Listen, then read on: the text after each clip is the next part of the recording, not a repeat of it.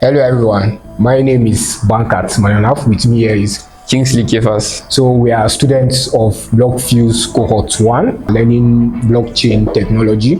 So we'll be discussing about cryptography and elliptic curve cryptography. There is ECC and also hashing. There is Kekak hashing in the Ethereum network for blockchain development.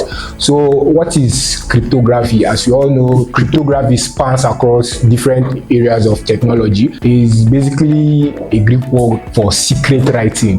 So when we say secret writing, the whole idea is to encrypt and decrypt data. So at the point of sending data, what happens in cryptography is the data is being converted to a form which is not human understandable. So you don't get the actual value for data which is being sent. The decryption occurs when the message now reaches the receiving end. It gets decrypted so that the user now understands what's happening. So the whole idea now is for security purpose. As you all know, that blockchain technology is very secure, especially the Ethereum network. So you don't just send data. I can't just send, like, let me say, using instances like sending your password or sending vital information. You need to encrypt and decrypt data. So the whole concept now, before you understand elliptic curve cryptography, you need to understand public key cryptography. So public key cryptography is an asymmetric cryptography that uses two keys. There is the private keys and public keys for encryption and decryption of data. So on the other hand, the Ethereum network uses the ECSDA, there is elliptic curve signature digital algorithms, and the ECDSA works on concept of elliptic curve cryptography. So what does elliptic curve cryptography does? First off, now we talked about public keys, private keys. We only get our public keys from our private keys. So how are private keys generated? Usually, private keys are gotten from a degree of randomness. There is 2 raised to the power of 256 on the elliptic curve. So what happens now, there's a mathematical computation for that. Not to bore you too much with mathematics because it's in-depth. Maybe subsequently when you subscribe, you learn about the ECC calculation in-depth. But for now, I'm just going to break it down, just the basic level for you to understand. So what happens now, let's take K as our private key and G as our generator point. So the G is always constant. The G is always known. While the K now, which is our private key now, is just generated from a degree of randomness and is being hashed.